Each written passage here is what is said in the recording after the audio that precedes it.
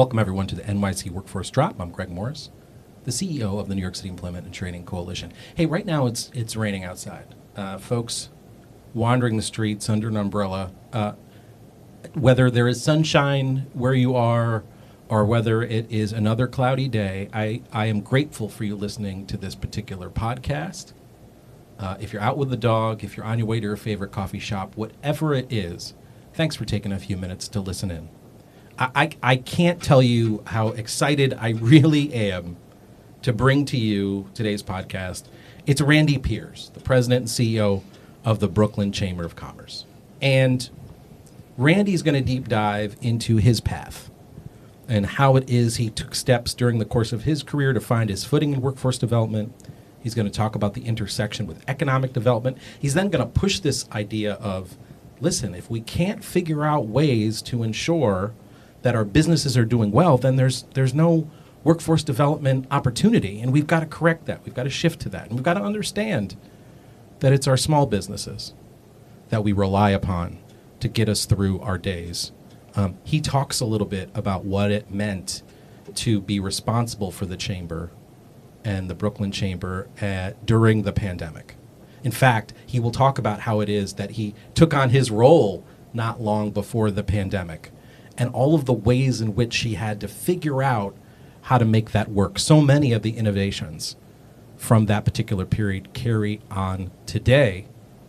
And I highlight that because the pandemic has been a bit of a theme sometimes in some of our conversations. And the pain and agony and the complexity of what we went through, and also somewhat of the gifts that we found on the other side and how we use those today. I think you'll hear a little bit about that. I think you'll also hear Randy tell you a little bit about his good fortune and his faith and how it is that he has found his way during the course of his career. I have to tell you just straight up, in terms of people that I get to engage with, partner with, talk to, listen to, Randy Peers is always someone I'm listening in on, partially because one of two things will happen. He will be the most educating, enlightening, thoughtful person I will hear in the room about how things should be, and I value this equally, he will call me out and tell me how it is that I've either measured up or I got work to do to measure up. And I want to tell you how much I appreciate that. And a true story example, moderating a panel. I get called to do panels from time to time. Moderating a panel not too long ago in the past, Randy was on it. And as I was opening up the session and I sang some things to the audience, I turned to Randy and I said, Randy, be a truth teller. Tell us what you really think. And his first response was, Greg, I think you missed the mark. And then he took his time to explain the how and why to the audience. And everything he said and how he said it was spot on. And I didn't take that as a moderator as anything other than that's exactly the way a panel should feel. I always tell panelists, and I hope it's true in this particular space as well, or whether, in the podcast, I want us to have a good conversation. Panelists, I want us to have a good conversation. Because I always feel like if we're having a good conversation, then anyone who's listening will feel like they got something. It meant something. It added up in some way. Well, listen, I hope what you hear from Randy today, as you sit quietly and drink your Americano and you have a croissant, I hope that as you're listening, you are feeling like we are with you. We are wanting to hear from you. What we're sharing is applicable and interesting, and that there ain't nothing more ahead but how we figure out how to do stuff together, and that we don't do it alone. On that note, this, my friends, I am so honored and grateful to say, is Randy Peers, President and CEO of the Brooklyn Chamber of Commerce.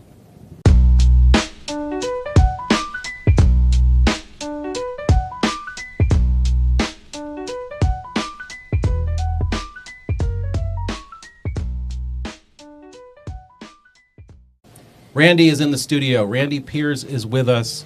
It's great to see you, my friend. Now, good to be here. Thanks for having me. Listen, we're at Manhattan Neighborhood Network Studio. Thank you for making the pilgrimage to Manhattan.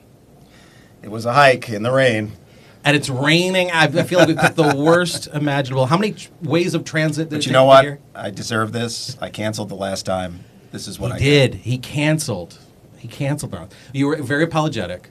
I got a call from you. You literally said, hey, man. I don't like to disappoint you, Greg. You know? Listen, hey, man, I'm sorry. And I'm like, Randy, we're good, bro. We're all good. Now, let me just tell you, that's a connection because true story. Our first conversation, I don't know if you remember this. Look at his face. He's thinking like, what did I say? Like, pretty much. Our first conversation, I get on the phone with you, and I'm new to the coalition. You are, and we'll talk about your history and your past. You know the coalition well. Mm-hmm. New to the coalition. I'm talking to you for 10 minutes straight about, because I'm nervous. I've only heard of you. I only know of you. I made you nervous? Yes. In advance? Because I don't know. Wow. I'm learning. It's real, you know. And I had been in rooms with you, though, where I'd heard you speak, and I'm like, oh, man, this guy knows his stuff, and I want to make sure he understands what I'm trying to bring to the table. And I also wanted you to know right up the top that the small business community mattered to me. Mm-hmm. Because I think we've talked about this since. Workforce development hasn't been. Yeah. Mm-hmm. And literally, this is true. Randy pauses he paused, and you were like, hold on. You literally says to me, he said, you don't have time for this. And I was like, what? And I literally was like, what? I'm sorry. And you were like, you don't have time right now to think about what you're talking about. Because I've been saying to you, I want to focus on small business community, I want to put the chambers, That's I right. want to. That's And right. you were like, you don't have time for this right now. Yeah. And you literally said, down the road, we'll talk, Mm-hmm. but not now, because you have other things to worry about. There were more immediate priorities you needed to tackle when you came in the door. And I literally got off and thought, what? What? Who is this character? And you know what? Yeah. You were right, exponentially so. Well, I'm former chair of the coalition, right? And I was on the board for a long time. So you knew then. And now, before we start the podcast, we're looking at pictures of your new kitten. So that's really, like, we've come a long way. New kitten, Luna Bell. She's adorable. We, my daughter's in Scotland doing a semester abroad. She's in Macaulay Honors in CUNY. Nice. Shout out to CUNY, Macaulay Shout Honors. out to CUNY. Macaulay Honors program is an amazing program. Yeah. And she gets to do a semester overseas. She chose Scotland. Why'd she choose Scotland? You know, she's studying political science, environmental policy is the concentration, and I think that's kind of where her interest lies. I think that's some programmatic classes and things that were there. So, we traded up and we got Luna Bell, and Luna Bell took her room. So this is what happens. You got an empty nest, and well, luckily you fill it with cats. That's Debbie and I have an empty nest. That's right. By the way, Debbie Roman, who is our co-vice chair of our board, your lovely wife. I'm very lucky. Full disclosure. Full disclosure. That's right. And my favorite thing about conferences and gatherings and convenings, oftentimes, is what happens behind the scenes. Mm-hmm.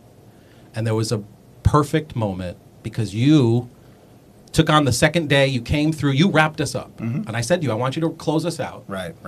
And in closing us out, we watched the footage. You're like, Greg told me I got to do a monologue now, and then you do your thing, and then you do your panel, you knock it out of the park, and it's amazing. Round of applause, everyone's going crazy. I was backstage. I watched you come out. Your wife is there, and the two of you kissed backstage. Yeah. It was the sweetest moment. Well, see, when she kissed me, I knew I did okay.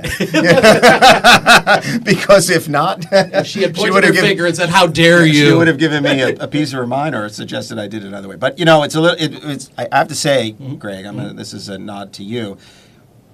Doing the monologue, yes, I publicly speak a lot, but you are like Pastor Greg. Like I've seen you in pastor mode, and when you're preaching, and you're powerful in your public presence and in your speech. So, kudos to you. I appreciate you saying that, and I have watched and observed you in a number of circumstances where you have communicated to all sorts of different folks about what you value and how you value it, and your history and your experience, and what should matter to this city. And I don't think there's a better communicator. So I'm honored that you were acknowledging me. Thank you. In any way, shape, or form. But you knock it out of the park every time, and I'm thrilled that you're here. One additional true story before we dig in deeply. A lot of stories. I can't help it, because I just don't want to miss this. My favorite Randy moment, though, is what is the lesson learned being in the elevator with you? If you and I are in an elevator together, who gets out first? can't believe you're going to bring that out. You get out first. You got it. Yes, Yeah, I get out. so He turns to me and says, Greg, you have. I'm like, go ahead, sir. He goes, no. You have to get out first. Tell him why. This is a bad Brooklyn story. This is a because if you're going to get shot, you're the one who's getting shot first. And we're on our way to a workforce development board meeting. We're literally in FIDI. We're in a beautiful building. You know, I'm not proud of having that moment with you and disclosing that. But in Brooklyn, sometimes you find yourselves in elevators where you prefer someone else to step out first. I'll just leave it at that. 100%. You know, what do you love most about Brooklyn? Listen, it's the most special place on earth. It's 72 square miles. That has such a rich history of blending cultures, and that has led to Brooklyn figuring out solutions to world problems that the world has still yet to figure out. And I mean that simply by the understanding that, you know, people can, of all different faiths, of all different cultures, of all different races, of all different ethnicities, of all different languages, of all different, you know, sexual orientations, can live together, can love together, can pray together, can eat together, can play sports together, can hang together, can marry one another. I mean, it's like, it's the world the way it should be, and that's Brooklyn. And you know, and as I get choked up when I talk about this, but it's the one thing in my life that has given me so much just by virtue of the fact that I grew up there. Like, it has given me so many blessings, and all of who I am is tied to this place. And I recognize that that's unique because most people don't live in environments like that. Most people come from places which are relatively homogeneous and don't get to understand culture in that way. Like, people can read about culture, they can travel to a place, but until you experience how it can blend the way it has blended in Brooklyn, I don't think the world is gonna solve a lot of its problems, to be quite honest. I mean, Brooklyn is the way forward, and those of you living in Brooklyn right now, listening in, shout out to you for being in the best place on earth. Yeah. Where'd you grow up in Brooklyn? So originally in East Flatbush. I mean, I've lived in 7 different neighborhoods. There was East Flatbush, Stinton, Midwood. I had an unusual growing up, but and then ultimately landed in Canarsie, and my formative years were in Canarsie. So like 19 years. Went to high school at South Shore High School. Doesn't exist anymore, but they chopped it up. But I was a baseball player through high school. Ran track in the off season because you had to take another sport, you know, to keep in shape. But yeah, I mean, Southeast Brooklyn kid, I like to say. And now I still live in Southeast Brooklyn. We live in Marine Park. Park, yep. Haven't traveled, you know, far from where I grew up. Baseball position? What position did you play? I was a middle infielder. Then they moved me to center field. I had speed. I mean, speed was my secret weapon. That's also why I ran track. I ran the 4x100 relay. But nice. I was a catcher for one pitcher, my best friend, John, who threw a knuckleball. And that's why I was the catcher of choice. Hopefully you caught most of them. That's yeah. The no, he and I, we were in sync, man. And yeah, it was, you know, I love baseball. I mean, I think, Greg, you know this. I'm a tortured Mets fan. It builds character for sure. You know, we want to talk about character, right? Like, so what has built your character? Being a Mets fan all my life, and that'll do it. They find a way to break your heart in new ways. Like, it's incredible the new ways that they can implode to really like psychologically damage you. But you know, but now we have at least an owner who has money, and so we can buy a new team every year, and you know, just hope for the best. But my biggest fear is that, you know, the last time the Mets won the World Series, I was 16 years old, and my biggest fear is that I'll pass away before I get to see them win another World Series. So let's hope that's not the case. You're feeling confident about the season ahead? They reshuffled. Met fans never say they're feeling confident. No, that's right. We are cautiously optimistic about this new team, and it is a whole new team, with the exception, it's really of like Lindor and Soto. yeah, so we'll hope for the best. You have an all-time favorite Mets player. All time, Rusty Staub. Rusty Staub. I go all the way, La Grande Orange. You know, because I was a redhead. I used to be a redhead. Like you're looking at me now, like wow, you. You didn't know? You can't see it. You can't see it. And Rusty Staub was for a long time the all-time hits leader Yeah. for the New York Mets. That's going back, of course. I remember Rusty Keith Staub. Hernandez in a more, you know, when I was growing up. I mean, I was a huge Keith Hernandez fan. Yeah. And now I'm a fan of him in the broadcast booth. So, Truth teller. He's always got something to say. he's always got something to say. But you also, you know, like I also get because I'm in Brooklyn and the Brooklyn Cyclones Yeah, are a right. big part of you know my work and my entertainment. So we get to see some of these young kids, you know, come up through the Cyclones ranks, and in the rare occasion that they have to rehab down in the Yeah, it happens. It Players happens come back. Yeah. now that there's only, you know, the sort of the That's two right. leagues That's in right. the minor league. So yeah, I mean, look, the Mets are great. I'm not a Yankees hater, so I just want to state that, let everyone know. I All right. never Not gonna get any root- angry letters. never root against the Yankees unless they're playing for the Mets. If they're Yankees are in the World Series, and the Yankees look. The Yankees are the most winningest franchise in the history of sports. Like, Yeah. people don't realize it. You can't even name. This is a question for you, Greg. Go Can ahead. you even name the second most winningest baseball franchise in terms of World Series appearances? You can't. It would be the Dodgers, wouldn't it? No. Sorry. What is Nope. it?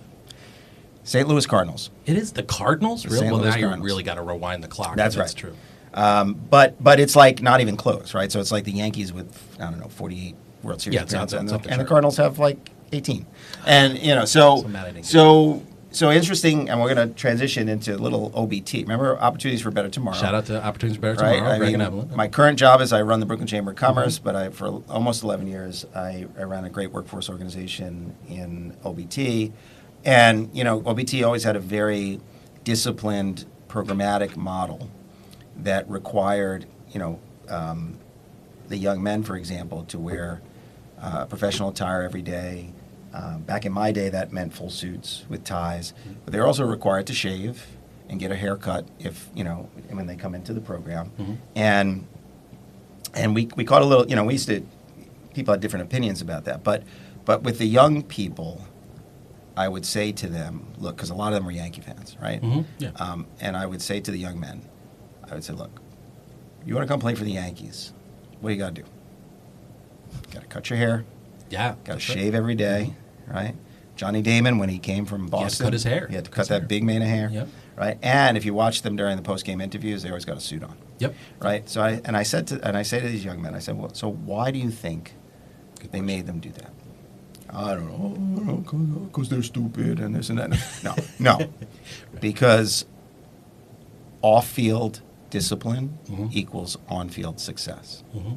And when you build in That's right. routines, and so it was even during my OBT days when we were helping these young adults to build in routines, it started to create this sense of discipline, right? And that then migrates into, their professional selves and to their educational selves. And so, and the Yankees model was the way for me to help them sort of understand that. Because it was relatable.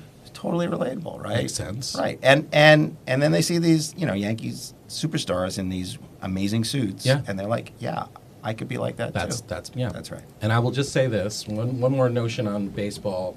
We can talk baseball all day. The WBC is getting ready to kick off. The World Baseball Classic is happening. Yeah. That's always fun, by the way. I always think it's fun. He's shaking his always hand. dangerous. It is dangerous. You're worried about someone getting hurt. And Edwin Diaz, right? Oh boy, that was a rough one. What could have been? Boy, it penalized the Mets, didn't it? Wow, but I didn't even think about it that way. Remember I said new ways Oh, to boy. implode. Burn. That was one way to Such implode a even before the burn. season began. That's right. They were celebrating a win. Oh boy, I was a Yankee fan growing up. Big fan of Don. Nobody's perfect, Greg. I It's know. okay. No, I know. Don Mattingly was my hero. I played Don baseball as a Mattingly's first great. baseman. Loved Don Mattingly.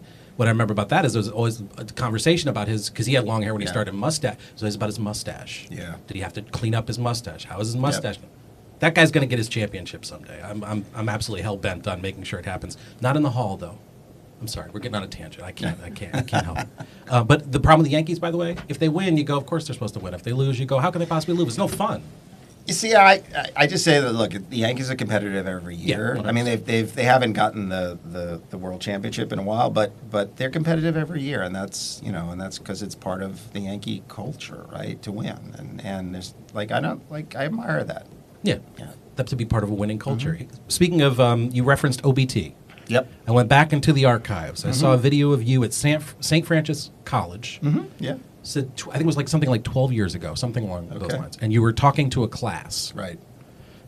And you were talking about your journey to OBT and what you experienced starting out at OBT. And by the way, you were telling the story of the founding of the organization. That's right. Which was fascinating. And you may want to spend a few minutes on Yeah. how that came to be, but also what you inherited when you took on responsibility for leading Right. OBT. Right. And I just want to quote one thing you said during this, because I think it's connected to both what we've sort of started to dig into here in your experience at OBT, and I think how we think about what we are all trying to work towards in the future. You said, my leadership skill isn't that I can do everything. It's that I bring in smart people, place them well, and let strengths complement each other. Then you said, you don't build a strong organization by obsessing over weaknesses. You build it by assembling a team where the strengths cover the gaps. Yeah. Yeah, and I believe that. I mean, in terms of management philosophy, I think we spend way too much energy trying to compensate for areas where, people are not where they need to be, versus doubling down on, wow, what's their superpower that they bring to the table? And within the context of what we're trying to achieve, how do we continue to cultivate, leverage, and even expand on that superpower, right? So, and I'll also say one thing I'm really, really proud of, and it's now when I reflect, look, I'm much older, and I've lived a pretty good life, and I've managed different organizations, and I'm proud of the fact that several current presidents and CEOs and executive directors, I was able to have a hand in mentoring, right? Yeah.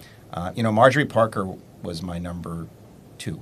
Shout out to Marge. At OBT. And when you talk about the success that we had, Marjorie is part of that story. Debbie's part of that story too, right? So Debbie was my first my first hire after we had to let a bunch of people go when I came in the door.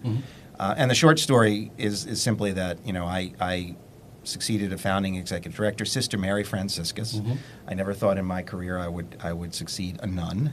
She stood 6'2". She wore the full habit, and look, she can pull a young person into her office and read them the riot act and change their life, right? Yeah. So I didn't have that, that ability, but when I came in, it was after she had already passed. So she was terminally ill for 8 months. So this is the unusual transition story, but she was terminally ill for 8 months. She was the founding executive director. She was the only leader the organization had known. And she very much, she was in charge, right? She had a lunch table that was custom designed so that everyone could sit around it, and she could just query everybody over lunch. Today it's probably not legal by labor standards that you have to require people to eat lunch and report out. But she could do that back in her day. And right. And when she passed, and once again, it was 8 months terminally ill and then passing. So there was a lot of emotional turmoil amongst the staff. And were they devastated? They were devastated, and they didn't really have time to heal. That's the other thing, right? And that's all, and that's all they knew was her in terms of leadership. So coming in under those circumstances is tough. And then layer in the fact that they had some financial challenges because for 8 months nobody was really in charge and minding the store, and outcomes had fallen a little bit. And we had 2 locations. The home base, which was Sunset Park, was kind of like that was the capital, and then we had the outskirts of the empire, which was Thornton Street, which we call, it was really East Williamsburg, but we used to call it Bushwick. Bushwick. And here's the funny Marjorie story And as I tell it, you could probably bring her on and see how she tells it. But We'll play it back for her when she comes. But Marjorie was my contract manager when she was working for city government when I was at CAMBA, and I was running welfare to work programs. And I'll never forget my first interaction with Marjorie because, like, I had inherited these 3 underperforming contracts in CAMBA, and she was coming out to do a site visit, and I was like 2 weeks on the job taking over these contracts, and I was like nervous, and I thought, I was like, oh my gosh, they're going to take these contracts away. I mean, and she walks in the door, and the first thing she said to me was, "How can I help you?" And I was like, all right. Then the Brooklyn in me kicked in. I'm like, what does that mean? What do you mean by that? You think something's up? Yeah, that's. But that started a relationship that lasted, now most of my career. And when I moved to OBT, and this was after my first stint at the chamber, right? So like I went from CAMBA to the Brooklyn Chamber, and then to I was at Osborne for a spell too, and then went to OBT, my first leadership role.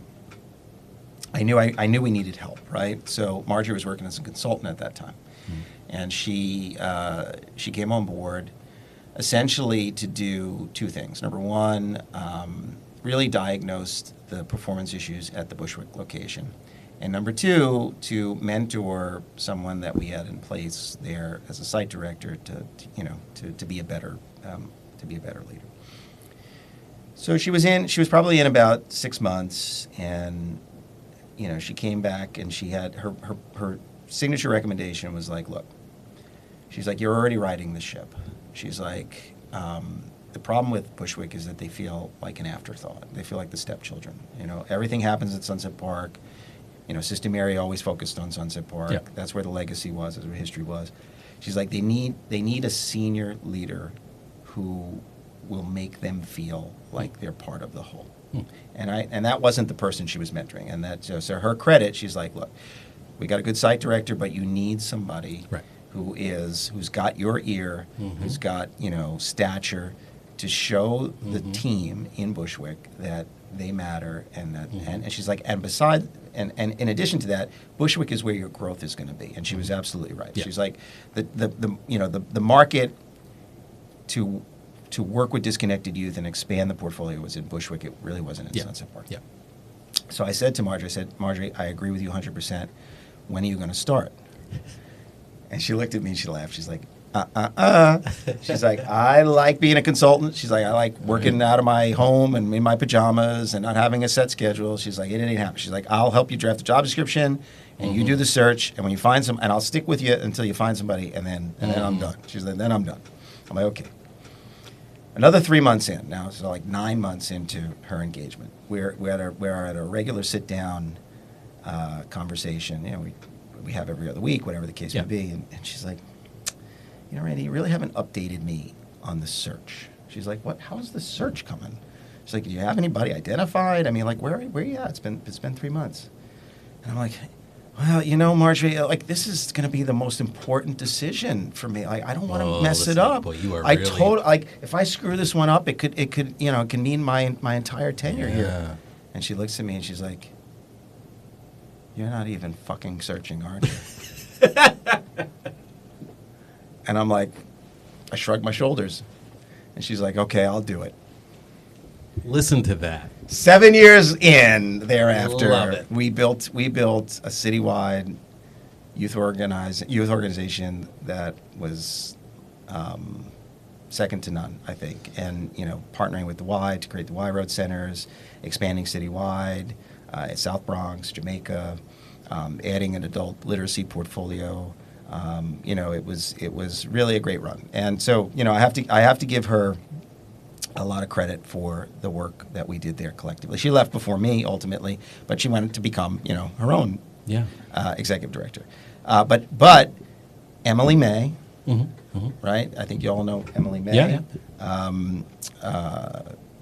Hollaback was the organization that she founded. It's changed its name now, but she served as well at OBT. Debbie Roman served at OBT. And, Evelyn Ortiz Yeah. served at OBT, right? So you know, Powerhouses, dynamic. I'm proud of the wonderful. fact that I've had even a little bit of a hand in helping other CEOs to really achieve their success. And then when I came to the Brooklyn Chamber the second time to lead as president, Samara Karasik was in place, and she was like, we had a good, like, I was there a few months and then COVID hit, and we were like really tight in terms of our operational synergy there, and she's wonderful, and she went on to go run a large bid, right? So like these are things that I, in my career, when I reflect now at this point, like things I'm really, really proud of. I mean, I'm proud of the things that I've certainly accomplished on my own, but I'm proud of the fact that I was able to mentor other leaders who are now amazing executive leaders themselves. Yeah, I share the sense of what it means to have led and partnered and been a part of people's journeys, and to just have watched folks grow and evolve and take on all sorts of amazing challenges and surpass anything I could have ever conceived of. And there's a genuine sense of pride in that, and gratitude. It's gratitude, right? It's like a blessing that it really is. Yeah. Because you're expanding the pie, if you think about it, right? Yeah. Like you're helping to grow in our field, which our field is really all about empowerment, right? That's right. I mean, I think that's the other thing. Like I've spent my entire career in the not-for-profit sector. Okay, I run a business association, but it's still the not-for-profit sector, and I've dedicated myself to the not-for-profit sector, and I have utmost respect for the social services community. And the need for effective social services, whether it's, food pantries or homeless shelters or whatever the case may be. For me, though, I always needed to be in what I call the empowerment clusters, right? Like education, entrepreneurship, and employment, right? This is for me. It would have been much harder for me to run, just a social service organization. For me, I needed to be focused on empowerment, and the means to empowerment, as I've seen them in my career, is education, job training and employment, and now entrepreneurship, and that's giving, the ability for people to fish on their own, right? So like not just give them the fish, but teach them to fish. That's right. Yeah. That's right. And can you just tell me about I'm curious about the chamber, because you were serving at the chamber. I was. What was the title then? Economic Development? Vice President. VP of Economic Development. Yeah, it was under Ken Adams. Shout out to Ken Adams. Ken Adams, great. He's an amazing leader, by the way, and tremendous. President of LaGuardia Community College. It's a funny story there too, because he wanted to hire me once. I was at CAM at the time to run workforce development for him, for the chamber, and he couldn't afford me the first time around. And then, the second time around, they were thinking about applying. The chamber, Brooklyn Chamber, was applying to be a one-stop operator, right? We didn't call them workforce career centers back then. I think we called them one-stop operators. And his senior vice president at the time basically had to tell Kenneth, like, we don't have the capacity to do this. We just, Kenneth doesn't like to hear no, right? Like Kenneth used to say, we'll figure it out. So Kenneth accepted the we couldn't do it now, and then called me back up and said, listen, I need you to come in. I need you to figure this out, because I want to be in a position to really, to compete for a one-stop center. I'm like, okay. He's like, and you still have to raise half your salary. I'm like, oh, all right. Yeah. All right. At that point, I said, all right. He's very convincing, and I came in, and it was one of the best concentrated 4-year professional experience of my life, because he is super smart. He's one of the unique leaders who has both a grasp of the macro as well as the micro. Yeah. And that's what I most respect and admire about my time with him. And I learned a lot. I learned a lot in that process. And by the time I left, I was overseeing economic development. So I had begun that transition from workforce to economic development. Right? And I think that this gives me, I think, in our field, a very, very different perspective. I'm not going to say unique, but but I'm going to say different than some of our colleagues. And this is where I sometimes get in trouble. Meaning right? different from your colleagues who are solely focused in the not-for-profit workforce development space? Yes, correct. Got it. And this Okay. is where I sometimes get in trouble. And I simply mean this. I like that you right? said sometimes get in trouble. I simply mean, look, I have come to the conclusion that workforce development can be a very important part of an effective economic development strategy. But they are not on par with each other. And simply by that I mean, if you don't create the conditions to grow your economy, to expand your businesses, and to create more jobs, then you really don't have much of a need for workforce development. Yeah, what's the point and purpose, right? So once again, workforce development can be, even in some cases, a linchpin strategy, but it is still a strategy of effective economic development. And that's what I've concluded, given my now 30 years, straddling both of those worlds, right? And it doesn't in any way diminish my respect for and what I believe is the value of workforce development. It's just an orientation that I've embraced as part of the way I approach the work. I'm going to take this in two directions. First, I want to say I'm interested in, and I've heard some of it. You were not when you got back to the chamber. Mm-hmm. You were not in the city, if I understand correctly. That's right. So I want to hear about that, because I think that's a moment of your personal reflection. And if I understand correctly, to lead the chamber is something that you were seeking to accomplish and do because what you believed you could make it. Right? Yeah, I mean, look, I was. That's one angle here I Right. want to dig into. Okay. All right. And then the other piece is to say, let's dig into the folks that you represent. How do they benefit from workforce development? Right. And how can we improve or think about that? Okay. But let's take you are sitting across the table with someone who absolutely believes with you that if we're not focused on economic development, Right. we have no reason to dig into workforce. Right. But it's an intersection. It's an intersection. But I'd love to hear. Again, the starting point here is, I had heard a little bit about how it was that you got this opportunity. When look, you did. the bottom line is, I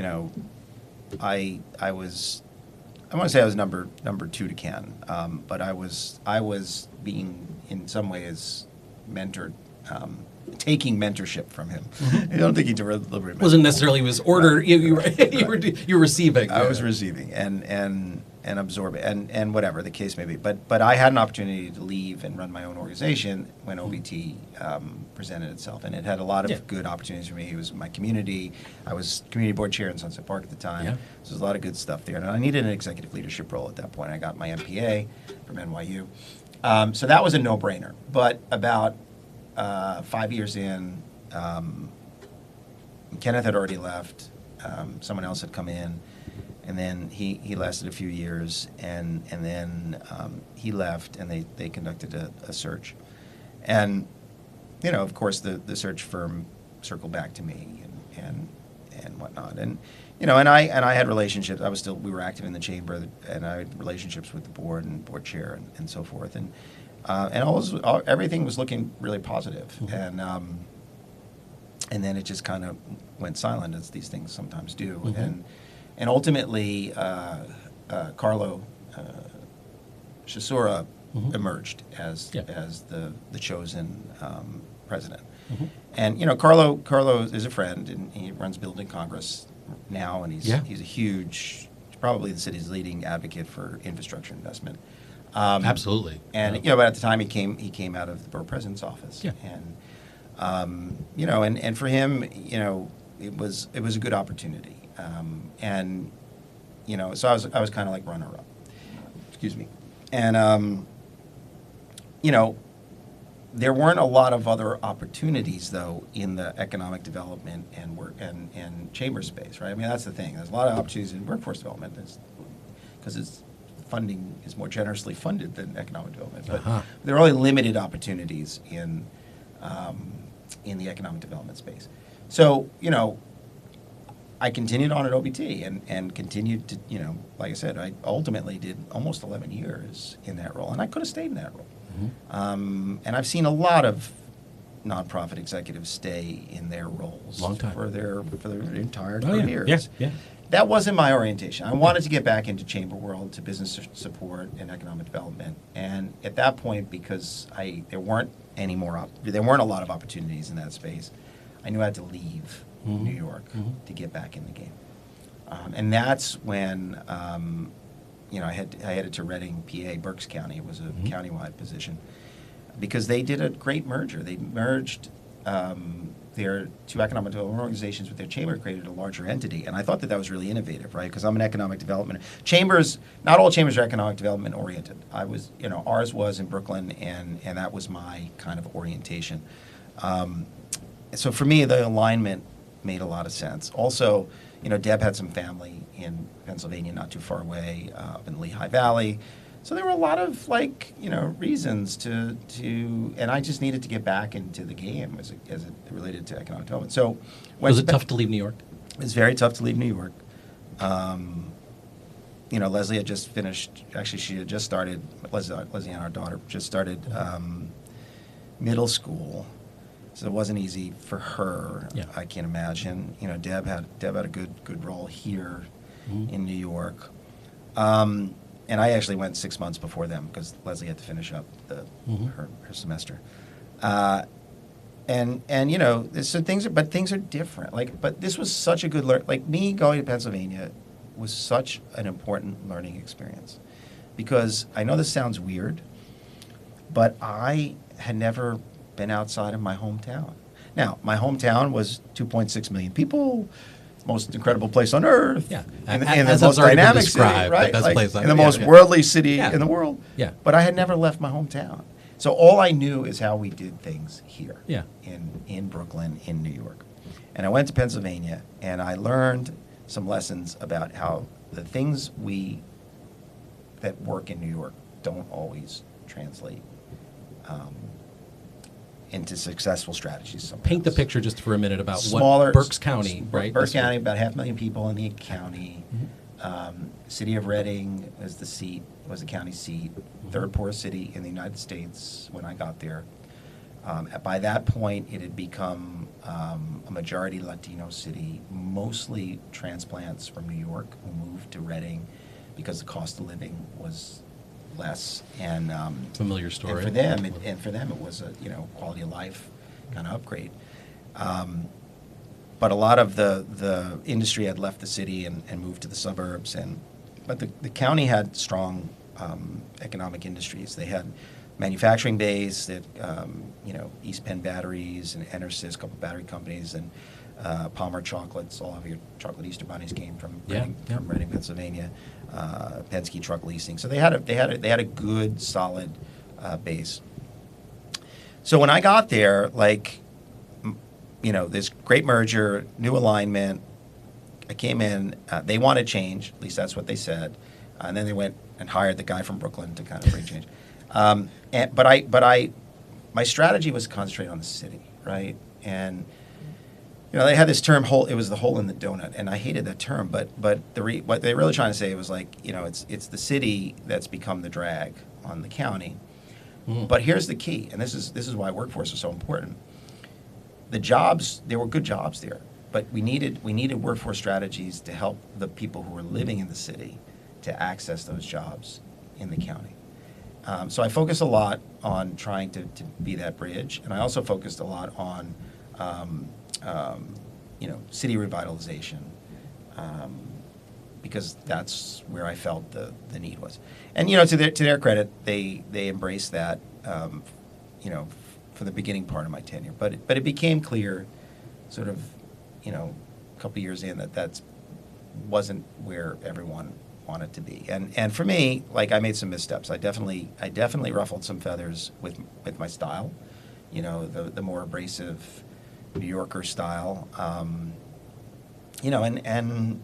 it didn't play well. It doesn't play well. It doesn't play well in a place that has, deep generational connections to families and to stakeholders and stuff like that.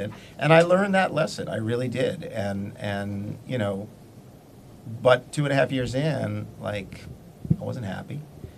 I don't think they were too happy with me. And I had a board member at the Brooklyn Chamber, Gil Seigler, who is now our vice chair.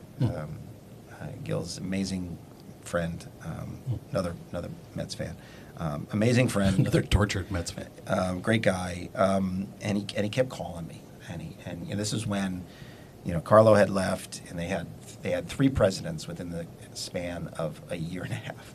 So when you're going through 3 presidents in a year and a half, things are not. That's a signal. Things are not well. That's a signal. And Hector Batista was the final one, and he was already transitioning out to go to CUNY. So Gil kept calling me, like, would you come back? Would you come back? Would you come back? And I'm like, you know, Gil, I would come back in a heartbeat, but, like, you know, Deb's got a good job. She was vice president of member services at the Girl Scouts of Southeastern PA. My daughter liked her school. I mean, she went through most of middle school there. Now, she was transitioning to high school, so there was going to be some change. So it wasn't just my decision anymore. We had the 10,000 square foot yard and a house in between cornfields. I mean, I can't make this stuff Biggest up. house, probably, I'm guessing. Biggest house I've ever had in my life. there you go. I'll probably ever have in my life. But Yeah. that being said, like, it wasn't just my decision anymore. But lo and behold, you know, look, he was relentless. I mean, Gil was really, really, and it's so funny if you know Gil, he's not, you know, not an aggressive guy per se, but he was so. Relentless is not the right word, but he was so persistent, and I finally sat down with Deb and with Leslie. I said, look, I know I schlepped you down here the first time and uprooted you, and you know, and now I want to schlep you back. And if you say no, I understand. It's all good. We'll figure it out. And you know, to her credit, Deb was like, look, we're with you 100%, and they're like, well, go back. And you know, and this is how. So then we come back. We come back in September, right before school's going to start. So Leslie's got to get into a high school, and this is how God is great all the time, because there's always a reason for things. And I came back. I was set, right, but now we have to get Leslie into high school. She wanted to go to Goldstein, which was out in Kingsborough campus. That was, you know, but it's an interview school. So we get to the District 15 what's it called, visitor center or assessment center, whatever the case may be, and we're sitting there, and it's the 11th hour because school's starting next week, and you know, the woman comes up to us and she's like, I gotta just ask, like, what's your story, you know, like, because like, you know, a lot of the folks that were trying to get into school were new to the system. So a lot of immigrant kids that were trying to get in. And like, so she came up to us and she's like, what's your guy's story, right? And you know, we said, oh, well, you know, Leslie used to be in Department of Ed, and, you know, we moved back, and now she's got to get back into school. And well, where does she want to go? She wants to go to Goldstein. Like, oh, no. That's an interview school. I can give you a referral, but there's no guarantee they're even going to interview you, and so on and so forth. She gives us the referral. So give us a reserve. We'll take our chances. In the car, we call, and we get the guidance counselor on the line. And she's like, can you come in right now? I'm like, you know, like, she's got real Brooklyn. Like, can you come in right now? Like, I got a lot of things to do. Can you come in right now? Like, okay, yeah, we're coming right now. We get over there. We sit down. Now, my daughter had won the Pennsylvania Science Fair in middle school by doing this bioglass hoof thing around horses' feet to like accelerate healing for wounds, right? Like, I can't even explain it. She can explain it. Yeah. So we get to this interview, and the guidance counselor, well, tell me about your experience. And so my daughter sounds like, well, you know, we used bioglass to do the infusion of, you know, the cellular structure around the horse's hooves and blah, blah, blah. You can see this glazed look over this guidance counselor's face. And she's like, about 5 minutes in, she's like, stop. You know, she's like, I can't listen to this anymore. So now we're sitting there like, oh my gosh, like, I can't, like, what is this? What's going on? Yeah. Right? You know, she's like, I don't know anything you just said, but you're in. I can tell you're in. So signs on the dotted line. So now Leslie's taken care of. She gets into the high school that she wanted to get into. My wife, remember I mentioned my wife had worked for the Girl Scouts Southeastern PA. She was vice president, member engagement. Do you know a month later she got the vice president for member engagement for the Girl Scouts of Greater New York? the same position. So this is how everything fell into place by God's grace, and we were everything that we had lost, we were given back. And then COVID hit. And then COVID hit. And, you know, everything has a reason. And in retrospect, I am absolutely convinced that God brought me back at that particular time to lead the organization that I once coveted but didn't get, to face that challenge on behalf of the businesses in Brooklyn. And I am absolutely convinced because through that crisis, we were able to reestablish a value proposition for the chamber that I think extends to chambers in today's era, right? Like chambers in an old school business association model that needed a refresh. And I was able to effectuate wholesale change because the crisis reestablished our place in managing the secondary crisis, which was the crisis in the small business economy, right? So there was the health crisis, and then there was the economic crisis. And, you know, Samara gives me a lot of credit for this, and I really appreciate when she says this. She's like, nobody else had a game plan, but, like, I came in with a game plan.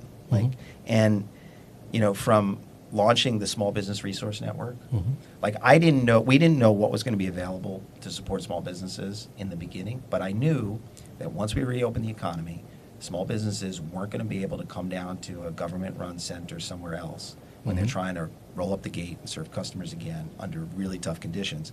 So we had to come to them. So I took my social service learnings, how do we become the effective outreach and assessment teams, go door to door. And by the way, I mapped out this model to do this door to door service assessment kind of game plan.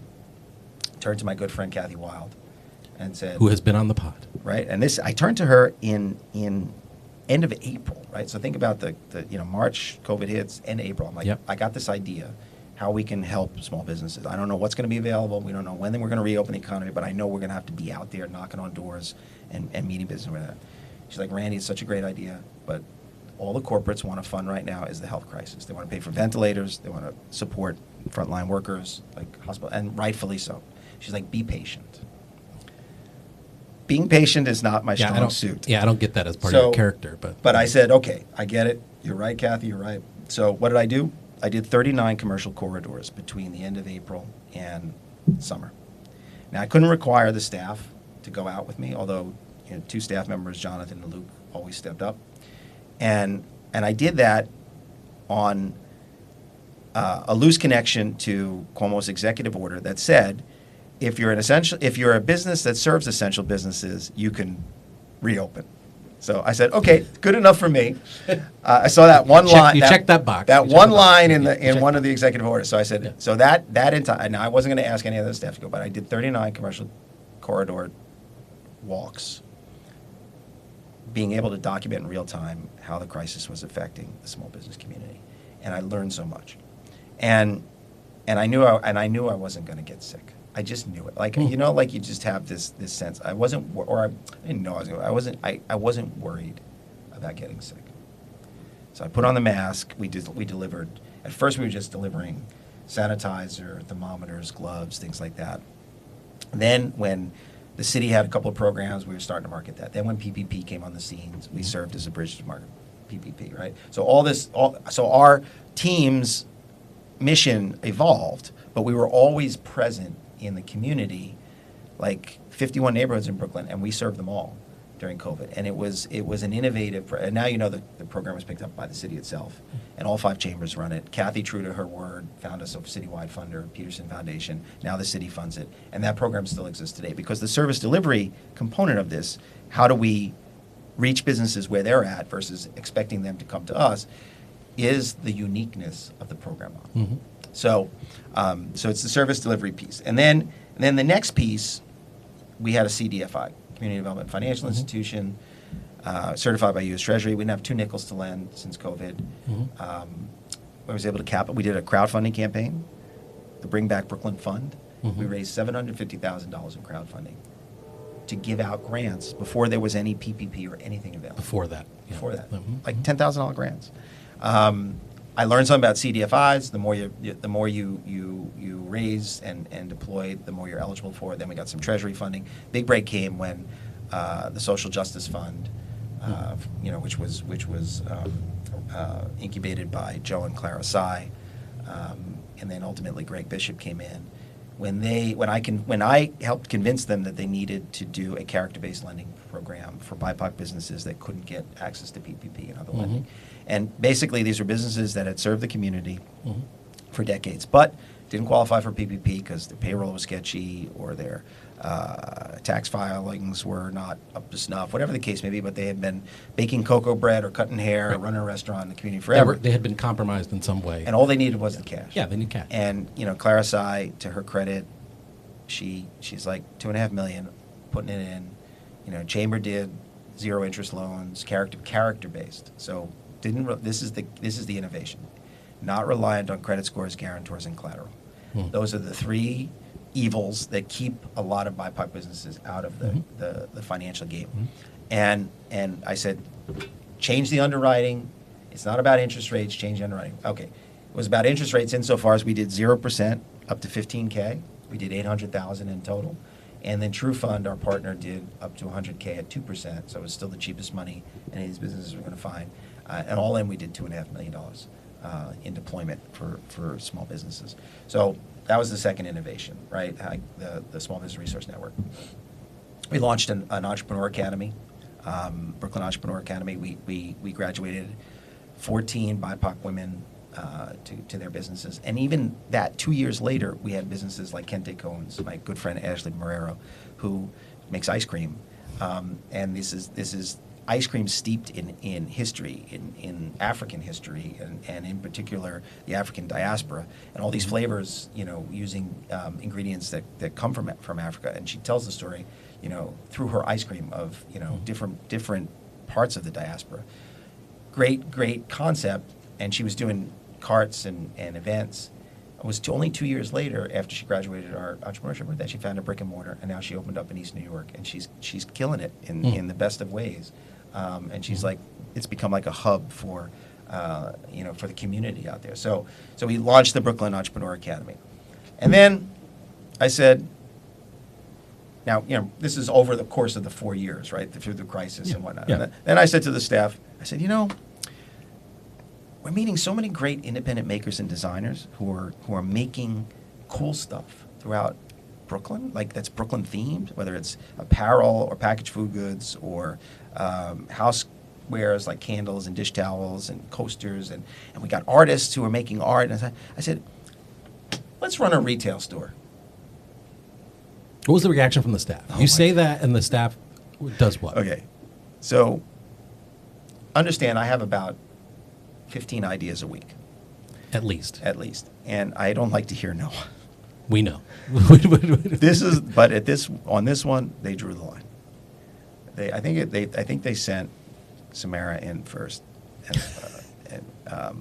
and they were like, "Look, Randy, like we're spent, man. We are, we've been battling COVID. We've just been going nonstop.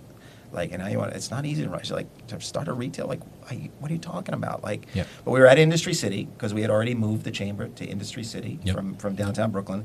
They were amazing partners, and I knew we needed to be at Industry City to launch this thing. And they're like, we can't, Randy, we can't. You're gonna have a revolt on your hands. Like, I'm like, okay. Can we do a pop-up for the holidays? Okay, that was the compromise. So in 2022, we did a holiday pop-up. Industry City gave us the space, because they're amazing. We didn't make money, but we didn't lose money. And we helped like 15 vendors to really promote their stuff and whatever. And then afterwards I said, okay, that wasn't good enough, right? Now can we open up our store? And the staff was like, oh no, no, this is not how this works. Yeah. Like, we can't open a store right now. I'm like, okay. So now I knew I needed a different strategy if I was going to get around, what the staff was saying. So I said, all right, I found us what if I find us a funder, ding, ding, ding, Wells Fargo, and I found us a space, ding, ding, ding, prime space in Industry City, Mhm. Building 5, right next to Frying Pan. Yeah, right next to Frying Pan. I've been there. I know. I said, now what? And they couldn't resist. They were like, It's too good. it's too good. It's too good. So we opened our first store at Industry City in April of 2023. And then it's been a journey ever since, man. I got to tell you, we opened a second store a year later at City Point. City Point, yeah, I've and, been there. You know, we're working with 200 independent makers and designers. 80% come from BIPOC communities, Yep. making all sort of Brooklyn-themed products, sometimes from their kitchen tables. And we're giving them a platform, their first retail experience. And we're operating this as retail. So we buy wholesale, we sell retail, and we take the risk on product, right? So they're getting paid. So fast forward to today. Last year we did 1.3 million in sales. We're still not fully profitable. We still get grants to cover and make us whole, but we're trending in the right direction. 1.3 million in sales after 3 years is not bad. But I'm learning also as a chamber president what are the challenges that our members face, right? Like it's so hard to run retail in New York City. Like the costs are just it's so difficult, even when you got the best concept and the best business plan. So. Is that something about you are running a business? Yeah. And you are working with people who are doing businesses. I mean, Yeah. that gives you a unique Unique gives you window. a particularly unique window. Yeah. It's Beyond just being an advocate, 100%. beyond being But understand a that champion. some of these vendors, this is not their full time. Yeah. No. It's Well, this isn't your full time. I mean, this isn't. You have a large portfolio at the Brooklyn Chamber. We do, but This this- is one of those parts. Yeah, this is an important part. I mean, this is really, and you know, we're launching in Japan in April. Is that part of the reason why you spent time? I know you spent. I see We your, have a I glo- see your well, photo, so your another thing- travel log in other countries. We have a global affairs division. Yeah, Brooklyn's that's become an international brand. We've always done trade missions. Now we do trade missions to places like Asia. That's outbound, bringing Brooklyn businesses overseas to open up markets. Now we do inbound work too. So we work with like Korean startups, Singaporean startups to do proof of concept projects. We'll embed their products or technology in Brooklyn-based companies to test proof of concept on a wider scale. And we get paid to do that. We get paid by Korean International Trade Association or some other intermediary. So and the only reason we have such a robust international division is because Brooklyn's become an international brand. And at the end of the day, that enables us to really, and the way we host a lot of foreign delegations, it really enables us to take Brooklyn global, which is really another unique aspect of the work that we do at the Chamber. And it's probably fair to say Brooklyn it is going global. It is. In a way that I don't, I mean, first of all. Because you go anywhere in the world, you can find somebody Yeah. with a Brooklyn sweatshirt, right? That's right. I mean, look, you can go anywhere in the world and find anyone with a Yankees hat too, but they're wearing the Yankees hat because they think it's New York. That's right. But when you're wearing Brooklyn overseas, it's Brooklyn. That's right. And we've hosted 68 foreign delegations since 2021, and it's because they all tell me the same thing. Like, why are all my kids talking about Brooklyn, and why do they want to live in Brooklyn? Because it's Brooklyn. Because it's Brooklyn. All right, lightning round to wrap us up. Ready? Yeah. The Chamber was one of the first to support universal child care. True or false? 100%. Yep. Proud of that. I'm proud. Of course, I'm proud. It's an economic issue. Tremendous. And it's good for small businesses and it's good for their workers. Lightning round. $30 minimum wage. $30 minimum wage. $30 minimum wage. Reaction? It's going to hurt small businesses big time. We're already seeing an uptick in business closures, and more so than ever before. More so since COVID, I should say. And we're tracking this data on the ground. More to come on that, but it's going to push a lot over the top. Does the city need a mom and pop czar? Mom and pop shop czar. I think it could be a valuable role if it's like an ombudsman role and really does have the authority to serve as a strong sort of advocate and intermediary with the commissioners and with the deputy mayor and with the mayor himself. Do you feel like we're ready for the World Cup, and will your folks within the chamber find their footing? I think the challenge with World Couple of challenges. Number one, there's no matches in New York City. Closest will be New Jersey. I don't think we have the hotel capacity to accommodate even if we had matches here. So we'll do local activations. That'll be great. Chamber's going to help facilitate some of that. But I don't think it's going to be the big boom that everyone thinks it's going to be. Do you think if you had gotten the Brooklyn Chamber exec job, leadership job, the first time around, do you think you'd be where you are now? Not at all. Everything is God's timing, and we have to sit back and understand that it's not our plan, it's His plan, and it happened the way exactly it should. You were a community board chair. Is community board work, how valuable is community board work to, and I'm saying this as someone who's on a community board. You want to hear something? Yeah. Look, it was the most thankless job I ever had. I love doing it in a place like Community Board 7, which was Sunset Park and Windsor Terrace, because it was a microcosm of the city. Like, we had commercial corridors that served ethnic communities, we had an industrial waterfront, and we had a residential community. So I think that was a really good learning experience. We did a lot of good work. We did 3 area rezonings. We got the high school built, Sunset Park High School. It has a really good value sometimes to give an opportunity for residents to vent. And people don't realize this. But I said once to an elected official, I said, you know, if you didn't have a community board for people to come to and really, bitch about everything that's wrong, they'd be in front of your office bitching to you. That's so right. You should be thankful that we have community 1,000%. It's a buffer, it's a conduit, it's a complication, that's right. And presumably it's a gift. The pandemic has come up very, very often during the course of our podcast. I think that's because we don't talk enough about it, or we've all been impacted in a variety of ways, and we still carry it with us.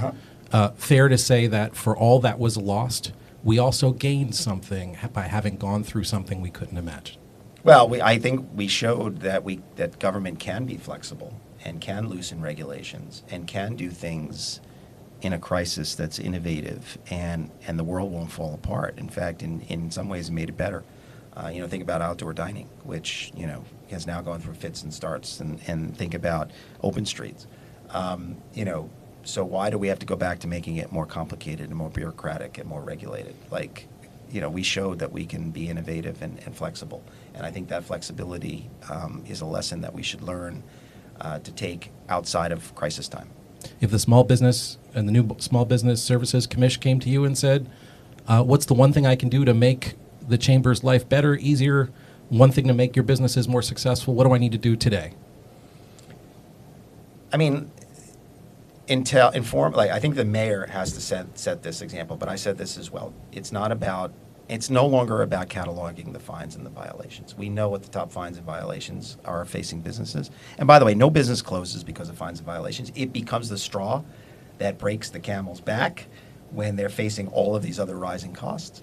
So psychologically, it could really be what closes a business. But the reality is, if it isn't truly not about balancing the budget on the backs of small businesses, then give the enforcement agencies targets to meet, reduction targets to meet year over year in terms of the number of fines and violations, whether 10%, 20%, whatever the case may be. If they don't have the targets, you can catalog all you want, and they'll find ways around it. They'll find ways to, we'll have cure periods and we'll reduce the actual amounts, but we're not going to reduce the actual numbers of fines and violations.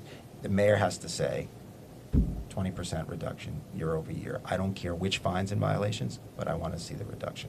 That would truly help small businesses. Brilliant. Does workforce development have a role in the future of small business success? The challenge for small businesses is they can't compete sometimes for labor talent. And I think the challenge for the workforce development community is, how do we ensure that talent flows down to the small business community?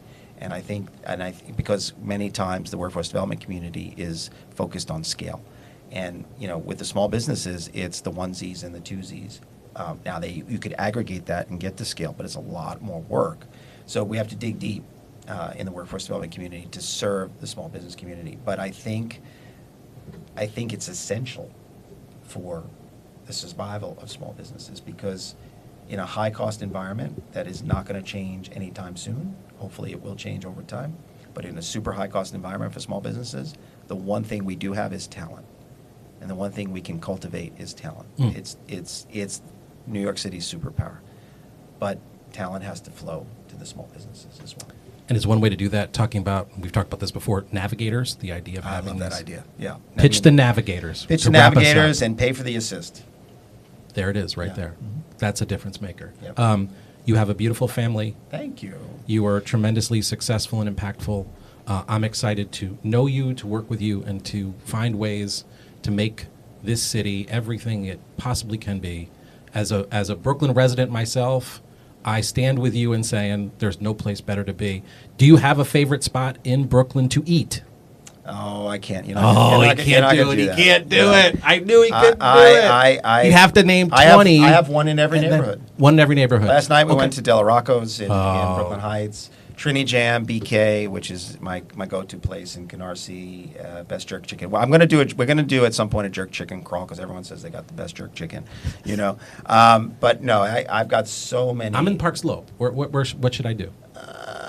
Oh, look at that long pause. See, it's tough. It's tough. It's I know. tough. You know, I mean, Listen, I gotta eat tonight. Where You am I know gonna what? go? I want to just wander the street. I will tell you, Park Slope. I'm old school. Park Slope Ale House has been there forever. There it is. And I like Park Slope Ale House for sure.